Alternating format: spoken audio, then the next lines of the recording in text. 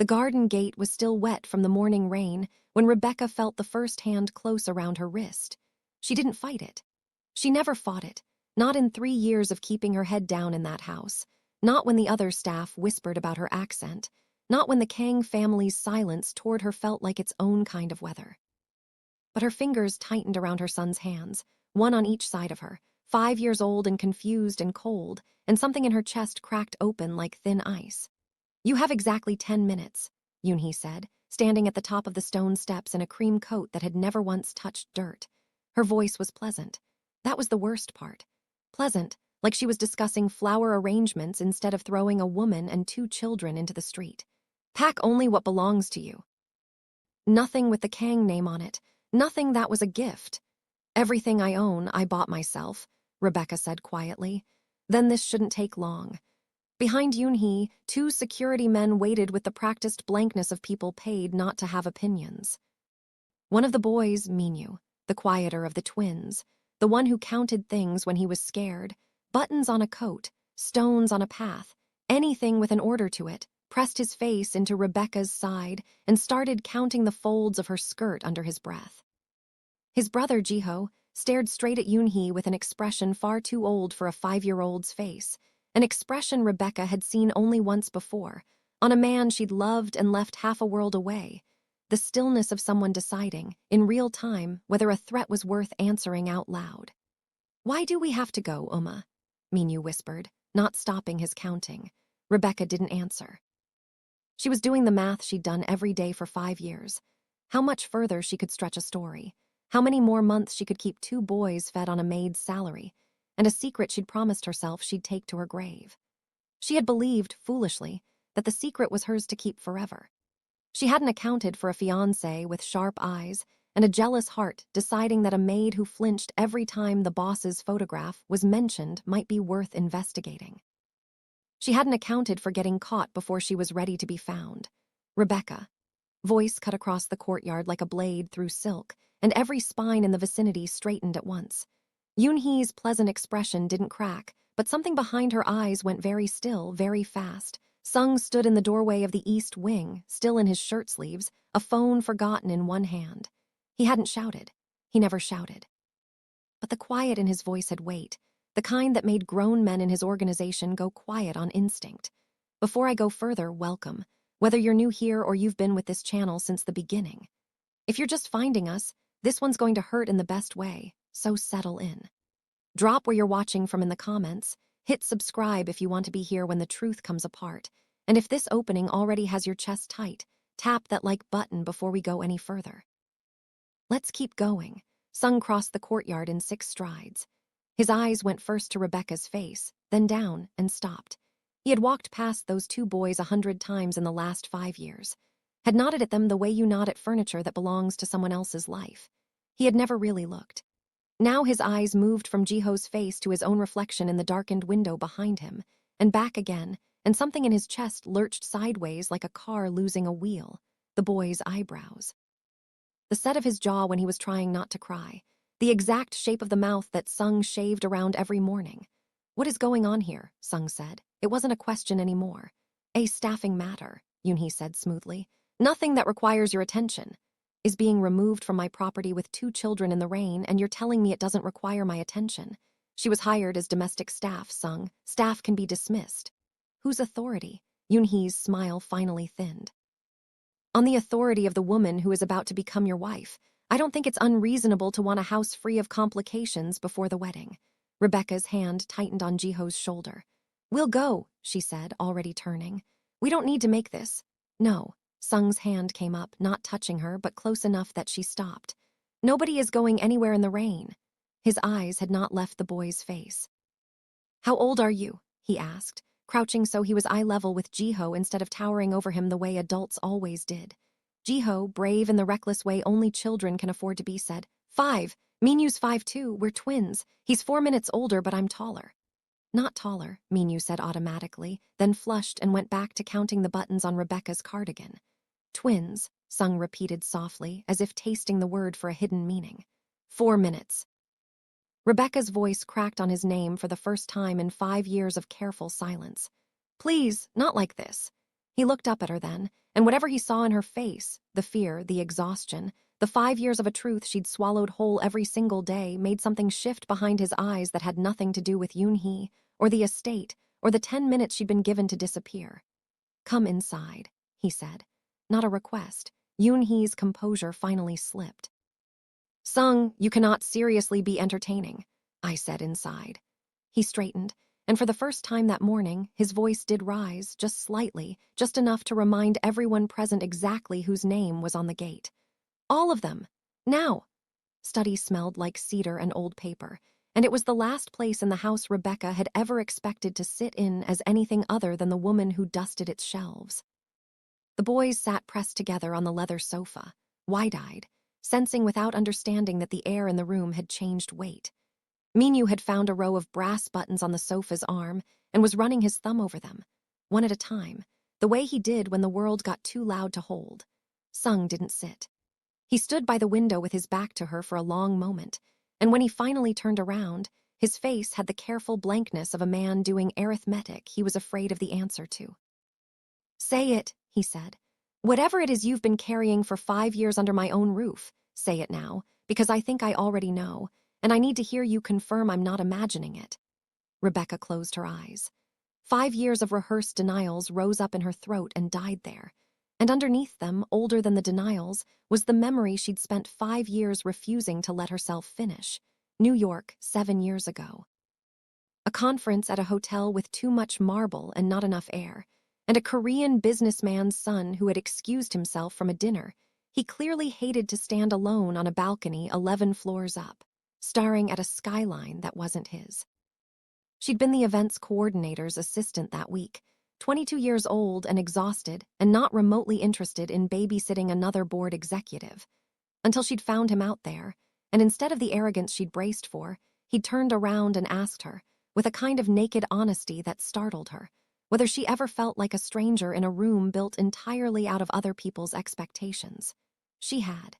She'd said so.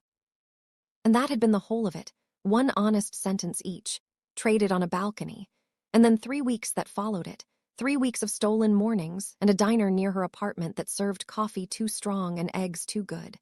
3 weeks where Sung Kang had not been an heir to anything and Rebecca had not been anyone's assistant.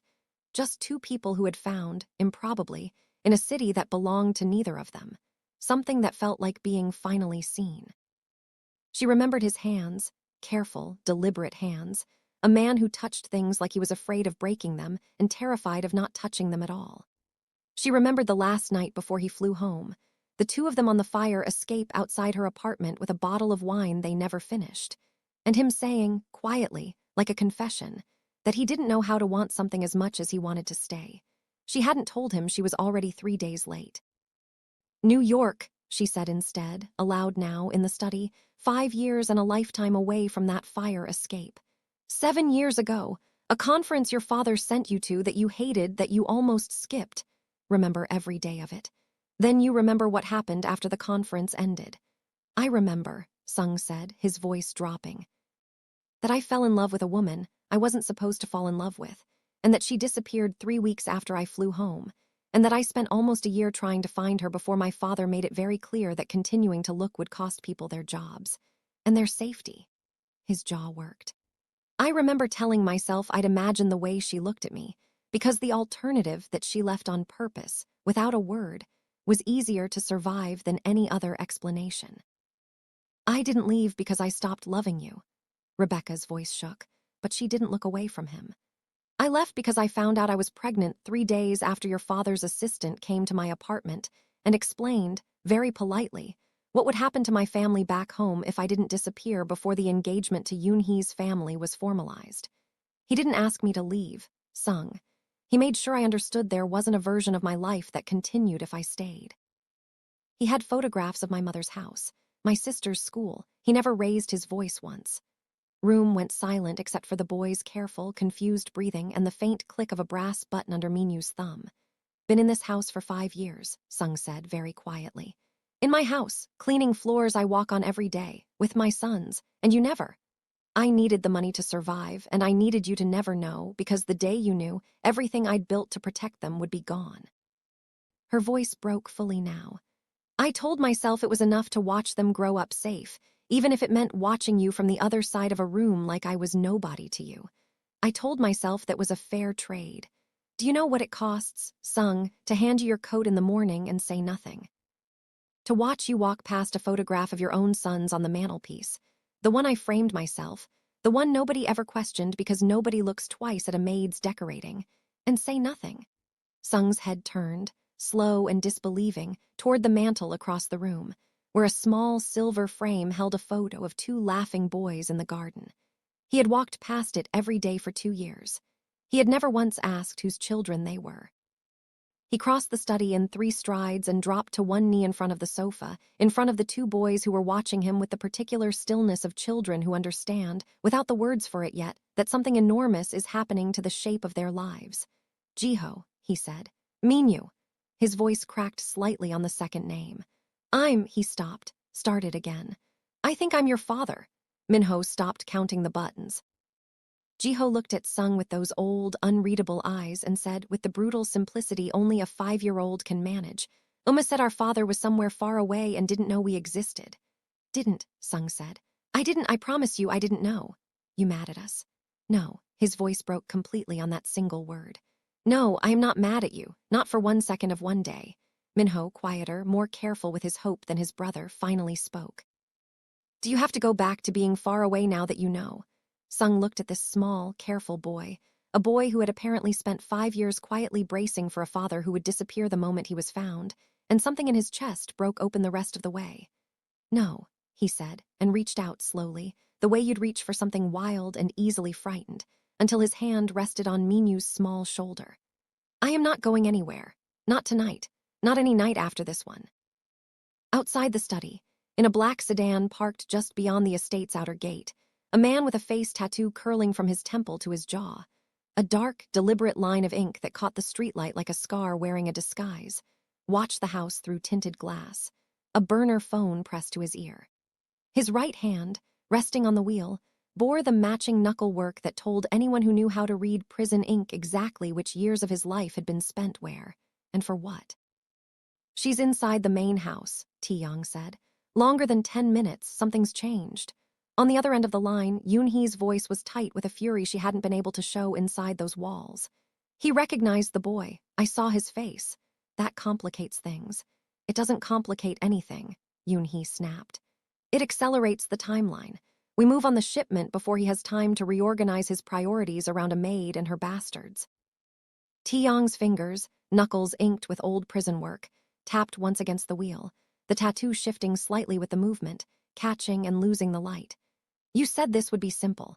Get rid of the woman, keep him distracted with the wedding, keep his attention off the docks long enough for us to move the Busan shipment through his territory without him noticing the paper trail. It's still simple, Yoonhee said. It's just going to require a slightly different kind of distraction now. She hung up before he could answer, and Taeyong sat for a long moment in the quiet, tracing the tattoo on the back of his hand with his thumb. A habit he'd had since the ink was fresh, and the skin still raw. A way of reminding himself what he'd survived, and what he was willing to survive again, thinking that a woman that ruthless was either an extraordinary ally or, eventually, a fatal liability. He hadn't yet decided which. The days that followed moved strangely for Rebecca, too fast and too slow at once, the way time behaves when the ground has shifted permanently underneath you. The boys were moved, with Sung's quiet insistence and zero further discussion from anyone in the household who valued their position, into a guest room 3 doors down from his own. An arrangement he revisited within the first night, appearing at Rebecca's door at nearly 2 in the morning to ask, almost sheepishly, whether it would be strange if he moved them closer. Your sons, Rebecca said, standing in the doorway in the dark, achingly aware of how close he was, how the 5 years of careful distance between them had collapsed in the space of a single afternoon. You don't need my permission to want to be near them. Don't want permission for that, Sung said. His eyes in the low hallway light held hers a beat too long. I think I want permission for something else, and I don't entirely know how to ask for it. Rebecca's breath caught. Sung, I know it's too soon. He said it quickly, almost like he needed to get the words out before his own better judgment stopped him. I know I have no right to expect anything from you after everything my family did, but I've spent 5 years walking past you in hallways like this one, telling myself the ache in my chest every time was nothing, and I don't think I can keep pretending that anymore now that I know why it was there. You don't know me anymore, Rebecca whispered. 7 years is a long time. I'm not the woman on that balcony.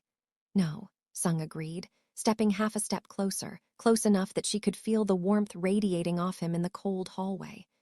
You're the woman who survived 5 years of my father's cruelty inside my own house without ever once letting it break you, and who somehow still made sure my sons grew up laughing.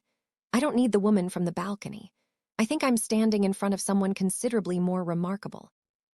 Her hand found the doorframe, steadying herself against a feeling she hadn't let herself have in 5 years. This is dangerous. For both of us, you still have an engagement, a shipment problem your lieutenant is worried about, a house full of staff who report to people I don't trust.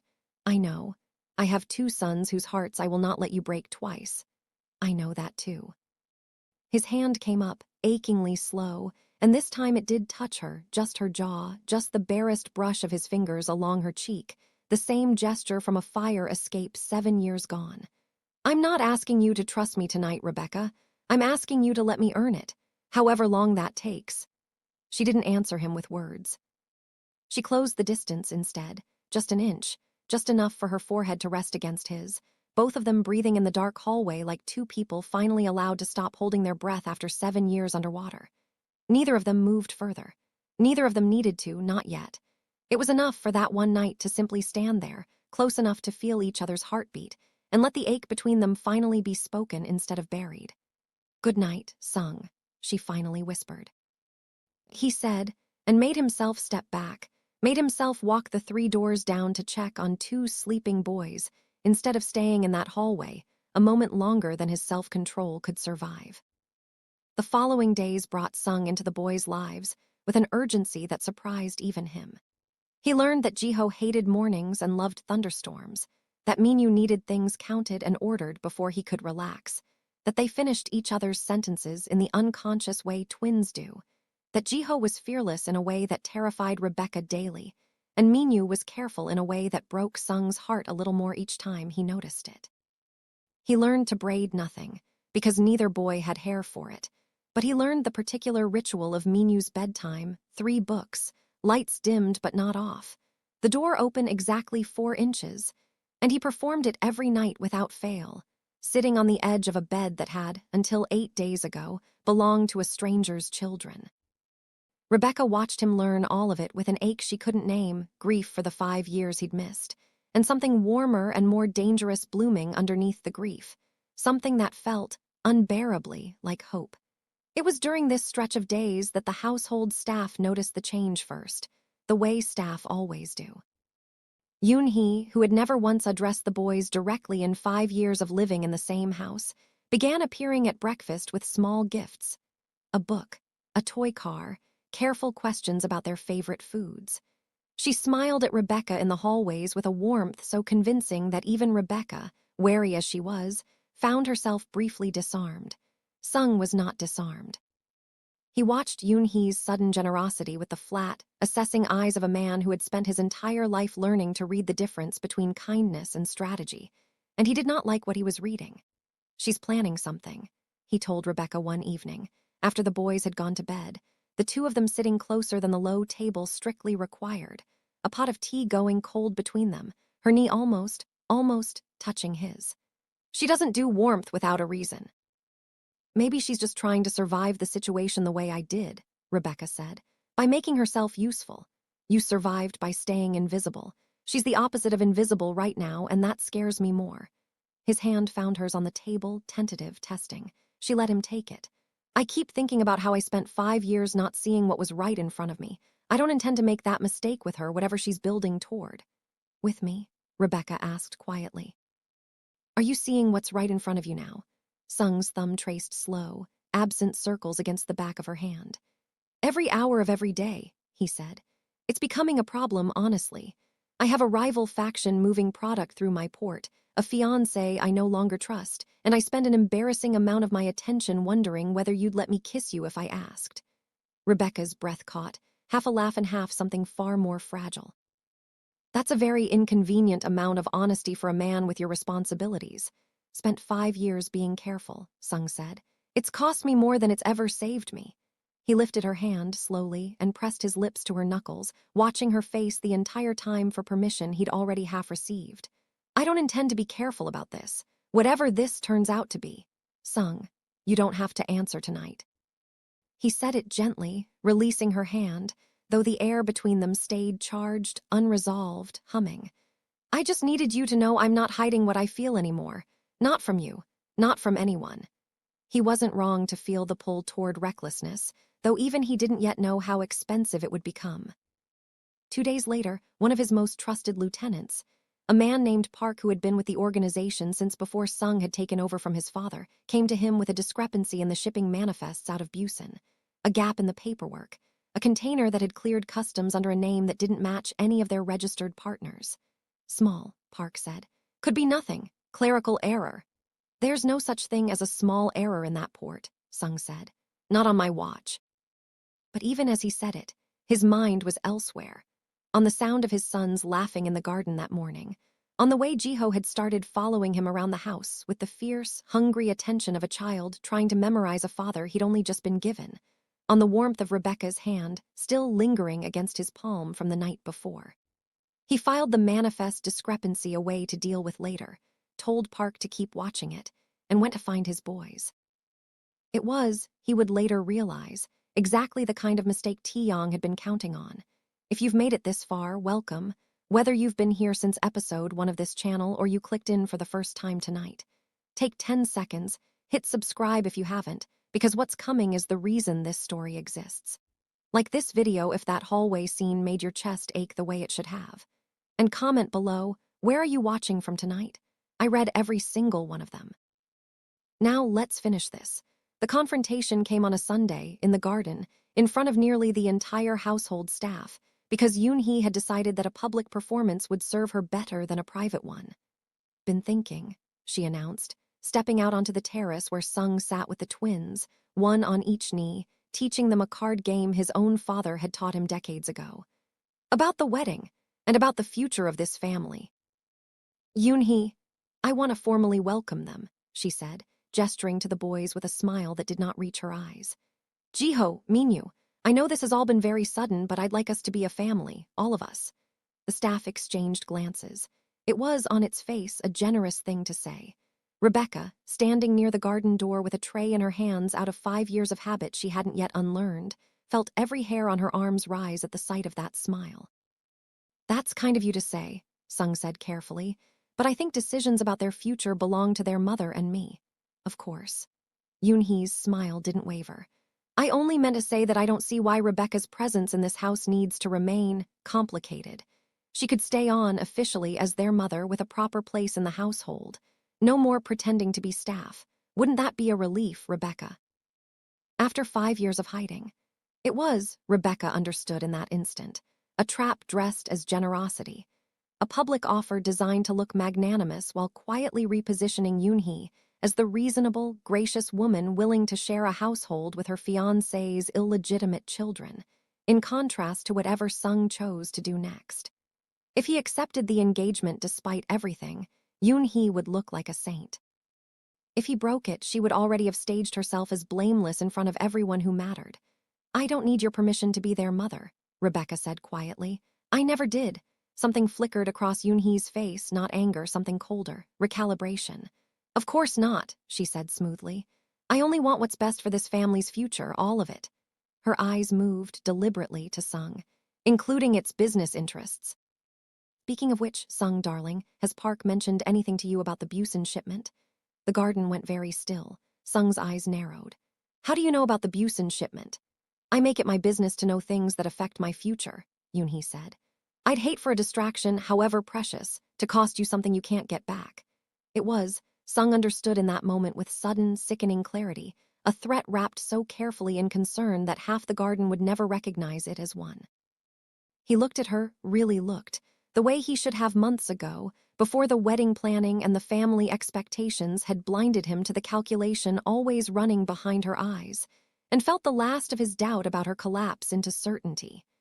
Get everyone inside, he said quietly to the nearest staff member. Now. It took him 4 hours to trace what Yoon-hee had been careful enough to make look untraceable, and only because he had finally started looking with the right question in mind. Not, what is wrong with this shipment, but who benefits from me not asking? Answer, once he stopped protecting himself from it, was almost insultingly simple. A rival faction, smaller than his own, but hungry and patient, had been moving product through his territory for months under a manifest name close enough to a legitimate partner's to avoid casual scrutiny, and someone inside his own house had been smoothing the way. Someone with access to his schedule, his distractions, his blind spots. He found Yoon-hee in her room, packing, not fleeing. He realized when he stepped inside, but repositioning, the way a general retreats to more defensible ground rather than surrenders. Been running product through my port, he said. No preamble, no performance, just the flat, final tone of a man who had already done the math and arrived somewhere he couldn't come back from. Yoon-hee didn't bother denying it. There was almost relief in her face, the relief of a woman tired of performing warmth she'd never felt. I've been running product through what should have been my port. This family's alliance was supposed to secure my family's territory in exchange for the marriage. Instead, I got engaged into a house more interested in a maid's bastards than in honoring the arrangement my father negotiated years before you ever met that woman. So you sold me out. I secured what I was promised, Yoon-hee said coldly. The same way your father secured his empire, by making sure the people around him understood exactly what happened to those who became inconvenient. I learned that lesson from watching him do it to your precious Rebecca 7 years ago. I simply applied it a little more efficiently. Sung felt something in his chest go very cold and very still. Who else is involved? Yoon-hee's smile returned, thin and final. That, she said, is a conversation you'll be having with someone considerably more dangerous than me. I'd worry less about this room, Sung, and more about the man waiting at your northern gate right now. The one with the tattoo running down the side of his face that your security team has been trying not to stare at on the monitors all week. He doesn't share my patience for staged conversations. Sung was already moving before she finished the sentence, already reaching for the phone to call down to the gatehouse, already running through every worst possible outcome involving 2 5-year-old boys who had only just learned his name. He was too late by exactly 90 seconds. The call from the gatehouse came through as garbled static and one clear, terrible sentence. Sir, there's a man at the north perimeter, and he's not asking to come in. He's telling us your sons are already outside the wall. He found them in the garden's outer corner, near the low stone wall the boys weren't supposed to climb, exactly where a nanny's momentary distraction and a 5-year-old's fearlessness had put them at precisely the wrong moment. Taeyong stood on the other side of that wall, close enough to reach over it, his tattooed hand, the same inked knuckles, the same dark line curling from temple to jaw, resting with deliberate casualness on the ledge beside Jiho's small shoulder. Not gripping, not threatening outright, just present, a demonstration of exactly how close he could get without anyone stopping him. It must be the father, Taeyong said pleasantly, as Sung came around the hedge with Rebecca half a step behind him, both of them freezing at the sight. I have to say they favor you, especially this one. His fingers tapped once lightly against Jiho's shoulder, the tattoo along his knuckles flexing with the motion, and Sung's entire body went rigid with a fury so absolute it was almost silent. Take your hand off my son. Interesting, Taeyong said, not moving. A week ago you didn't know you had won. Funny how quickly a man reorganizes his priorities. He looked past Sung to Rebecca with something like genuine curiosity, the ink at his jaw catching the afternoon light. 5 years hiding in plain sight. I have to admire the discipline. Must have been exhausting. Do you want? Rebecca said, her voice shaking but her body already moving, slowly, deliberately, putting herself between the wall and where Minyu stood frozen a few feet back.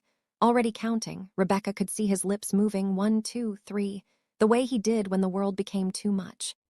I want what I came here to establish, Taeyong said. That Sung's territory isn't as secure as he thinks it is. That the people he loves are exactly as reachable as the people he doesn't.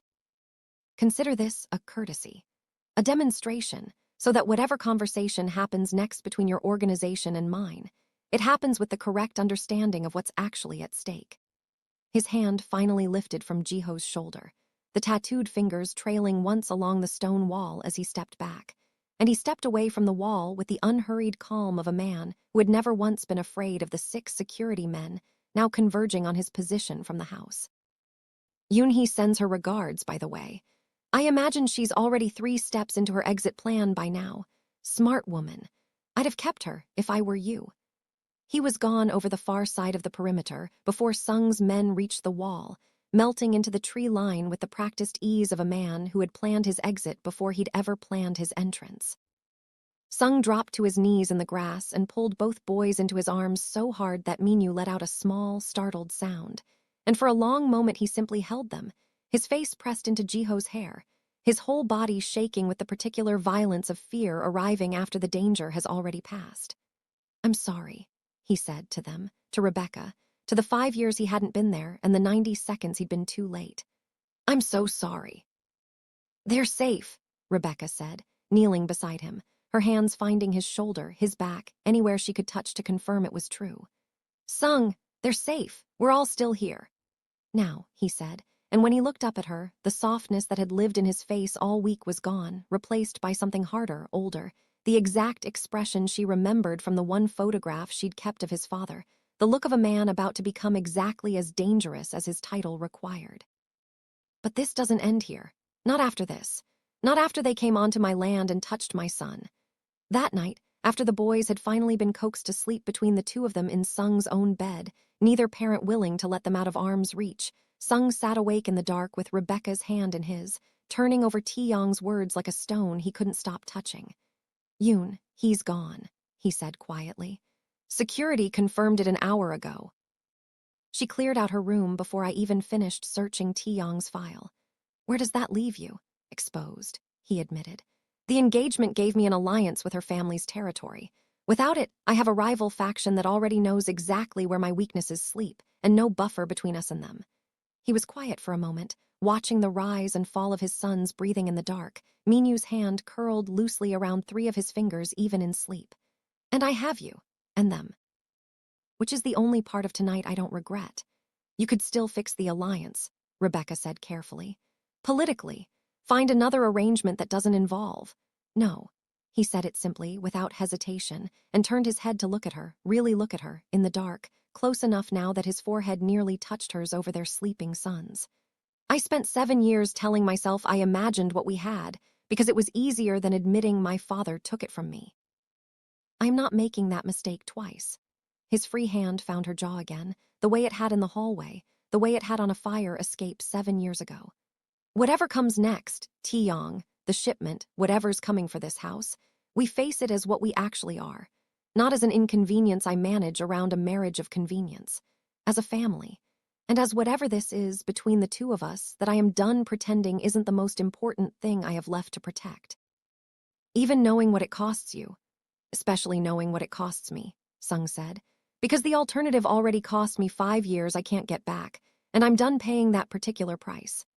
He closed the last of the distance between them, slow enough that she could have stopped him, and kissed her carefully, achingly, the kiss of 2 people who had spent 7 years and 5 more years after that learning exactly how much silence could cost.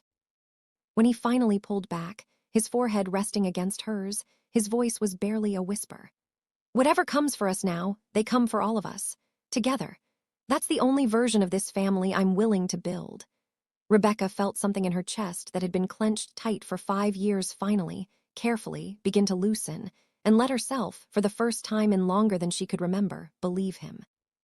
Outside, far beyond the estate's northern wall, in a car parked just past the tree line, Taeyong sat reviewing the security footage he'd managed to pull from a compromised camera before making his exit, the tattoo along his jaw catching the dashboard light as he leaned closer to the screen.